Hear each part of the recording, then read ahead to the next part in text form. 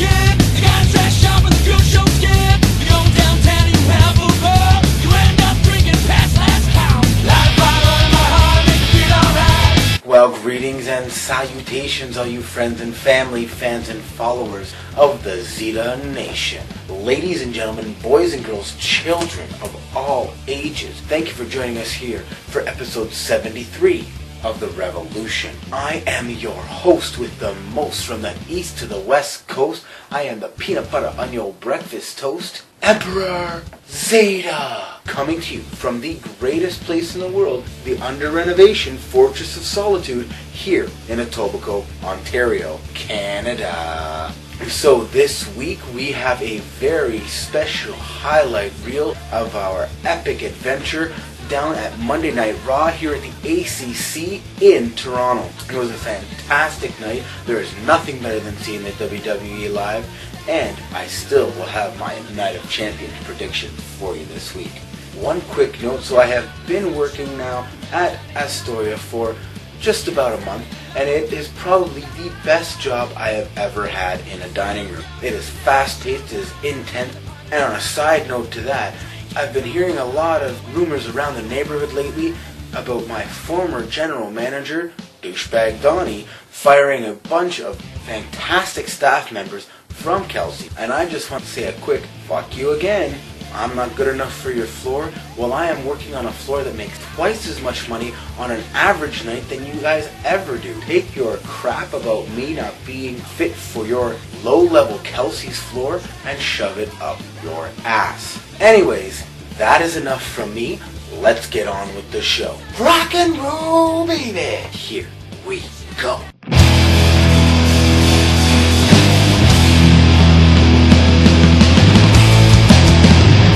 Anthony is officially 8 months old, and took a long time, but finally in his own room. I finally got everything painted. Catherine's moved upstairs, Anthony's moved next door. I miss him sleeping with me.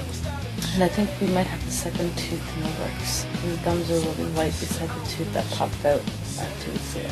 Unfortunately, he's a little sick. He caught a virus, a bit of a bronchiolitis. He's on puffers for the next week, but he'll be just fine.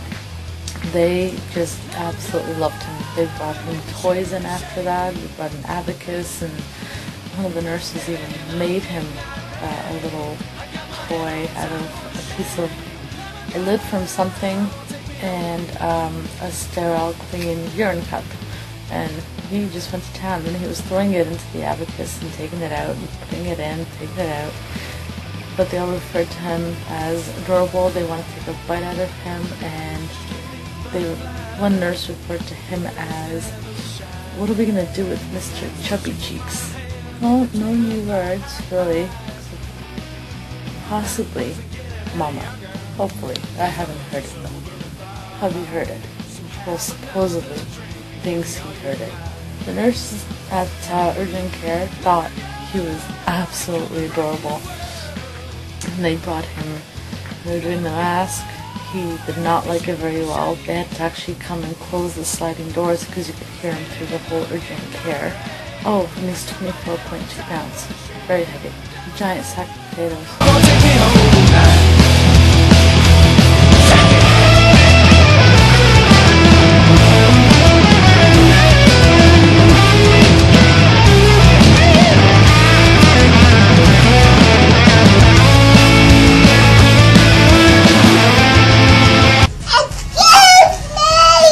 So a quick wrestling rant this week. We went to Raw, it was awesome. We will have tons of footage of that for you later in the show. But I just want to give you my quick predictions for Night of Champions. First of all, the tag team turmoil match. I think the primetime players are going to win that and go on to face the Shield. On a related note, I think the Shield is going to win that tag team title match to happen later in the show. The 4-Way Divas match, I think that's going to be AJ Lee walking out with the title, unless they decide to strap Natalya. Ambrose versus Ziggler, well, Ziggler's stock is not very high right now. He's in bad shape with the company, so I think Ambrose is walking out with that title, with obviously the Shield interfering. Then we have the most anticipated match of the night, at least in my opinion. CM Punk versus Curtis Axel and Paul Heyman in a tag team elimination match. Punk has to win this one. He lost at the last pay-per-view to Brock Lesnar. It's closer time. And everybody just wants to see him get his hands on Heyman. So Punk is definitely taking that one. Now for the World Heavyweight Championship match, the only unpredictable match of the night. I really think that Rob Van Dam is going to walk out as champion, just so they can set up a chase or Sandow cashing in the briefcase. And finally we have the WWE title match, and because Bryan walked out so strong after Monday's Raw, I am definitely, absolutely going with Orton, walking out retaining the title. Yes! Yes! Yes! So I'll be back with a proper wrestling rant next week. As I said, Raw was awesome. We got to see Zack Ryder, Goldust, and the greatest Canadian wrestler of all time, Edge. So stay tuned and we will have tons of footage and highlights of that show for you later. Woo, woo, woo. You know.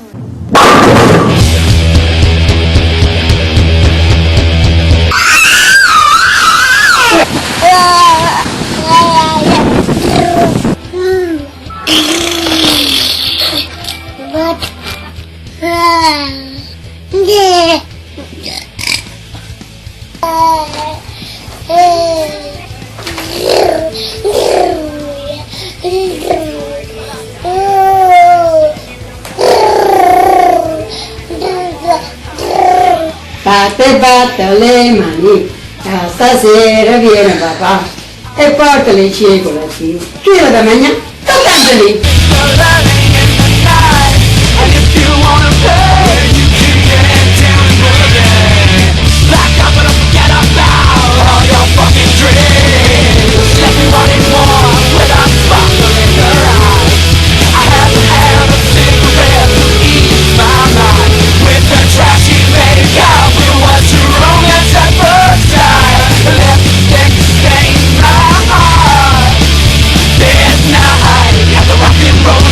So we're down here at Monday Night Raw, September 9th, here down at the ACC tonight. I got my godson Nate there. I have Catherine here beside me. So we know John Cena's not going to be here tonight, but hopefully we'll see some CM Punk and Daniel Bryan, maybe even a little Zack Ryder if we're very, very lucky. And we even brought Anthony with us today. My wife's best friend Justin, he's... Anthony's in the Snuggly at Raw.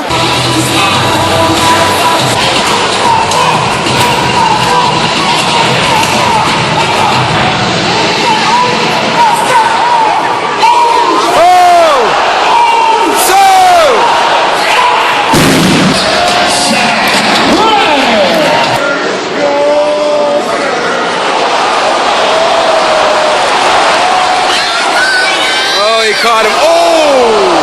Their son's trying to drink the beer. Here we go. Woo! Woo! Woo!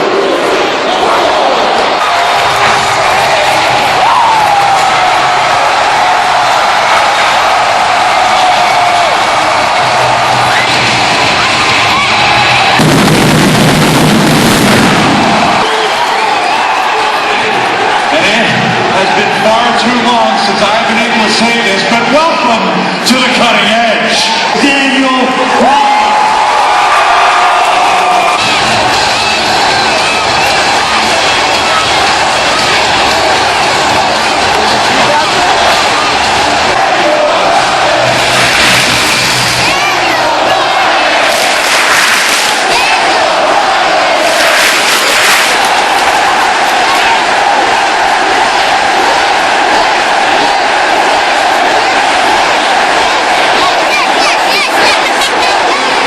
Bryan over or what?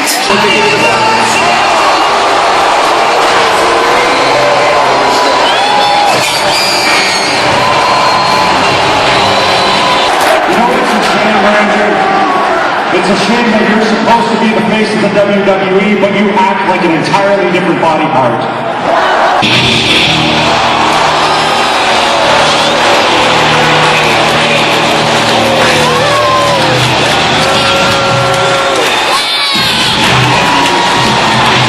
Don't get excited.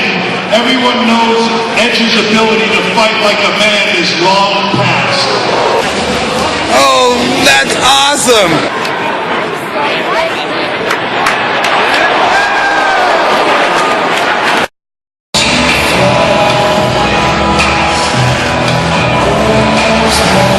And therefore, I am going to leave your good graces at this time.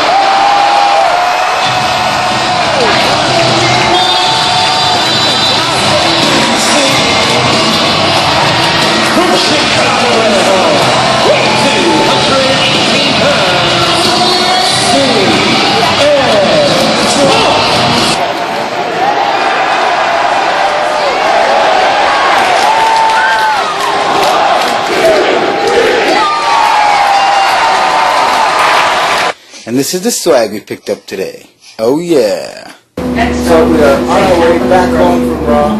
It was a great show. It was a blast. We got to chant yes about 1 billion times. Hope you enjoyed the footage, and we will see you next week for the follow from Night of Champions.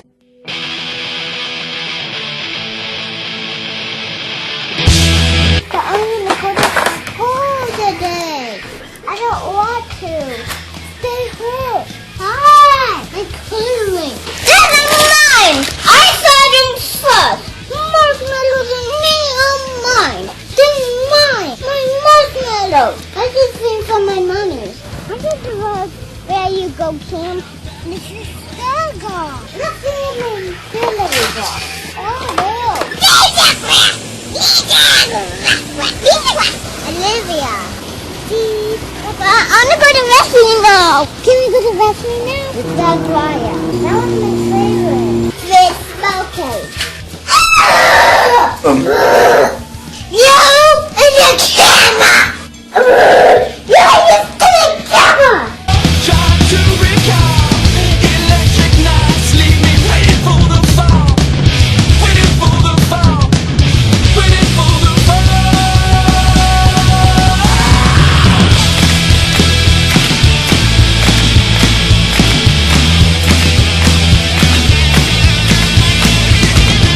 Place that I knew I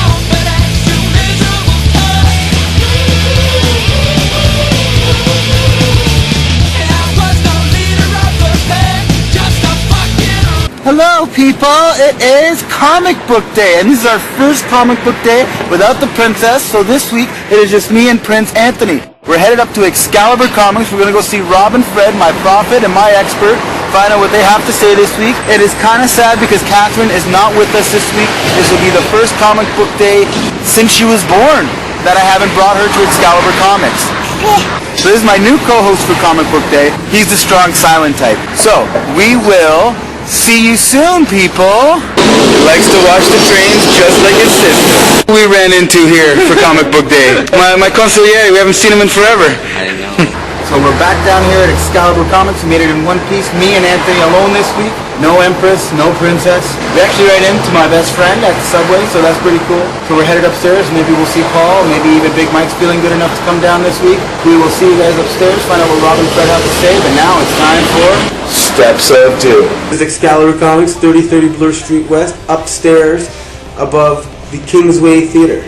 This is my favorite comic book right now, only because of who's working on it. And that's Alan Davis. Alan Davis is one of the most remarkable, beautiful drawn artists here right now. And I would strongly recommend that you pick up Wolverine. I've never been more impressed with his work than right now because it looks so smooth and it's like you could probably do it in his sleep, and it probably does. The other books, of course, that we're talking about, like the Alan Martin. Another one, of course, is the Mighty Avengers. Greg Land always liked his work, even though a lot of people have problems with it. It's almost like photogenic type of stuff. So another book that I do like, and it's very, very well done. Very, very well done. Indestructible Hulk. And basically it's having to do with the current screw up in the timeline and stuff. Not to be outdone, of course, because Francis used art, which is always nicely done, and the fact he's on the Avengers right now doing the crossover with Infinity. Pick up this book as well. Of course, the Fantastic Four. Nice job done on this book too. The Battle of the Atom and the X-Men. Brian was doing this. Dave Lopez is drawing it again. It's a nice storyline with the original X-Men involved with the new X-Men and stuff. I'm going to talk about something else that's going on. There's this thing on Inner Space where I'm going to take a shot at these guys because I like to. They're concerned about Batwoman and her friend, are engaged to get married. And the fact that the creative team that is on the book is leaving, they're more upset over the fact that characters are not going to get married, and they think this is homophobic or whatever.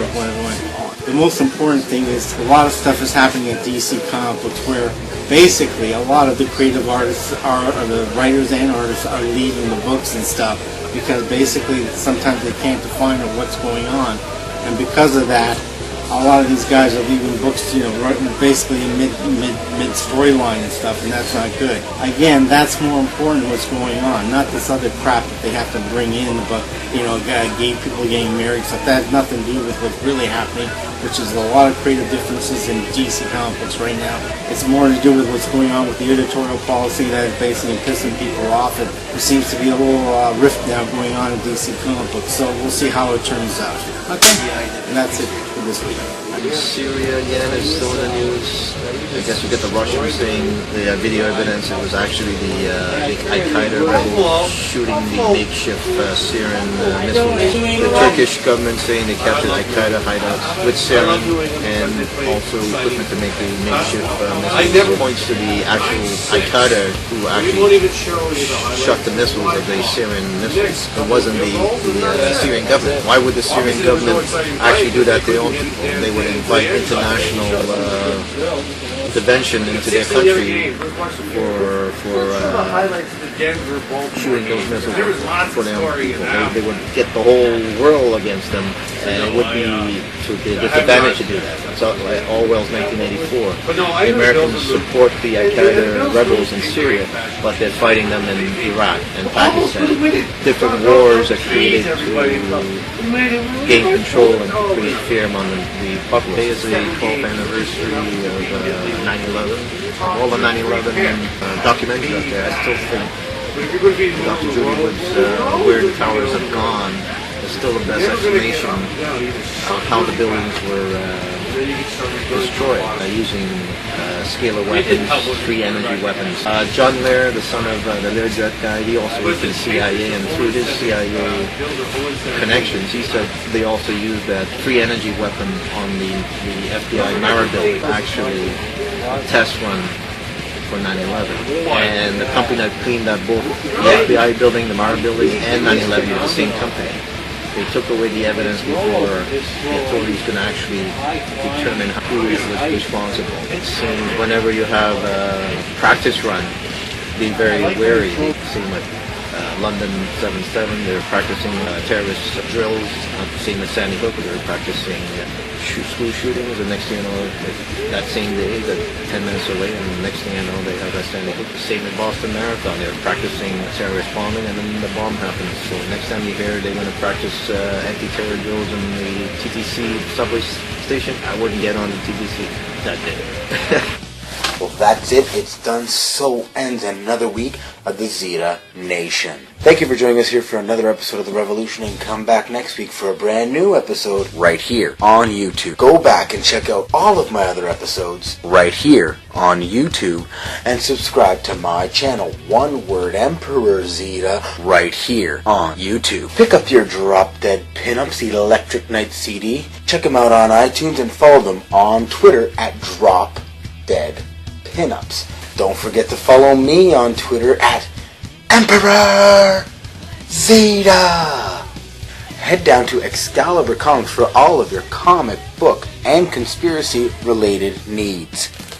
And when I say oos, you say oh, oos, oh, oos, oh.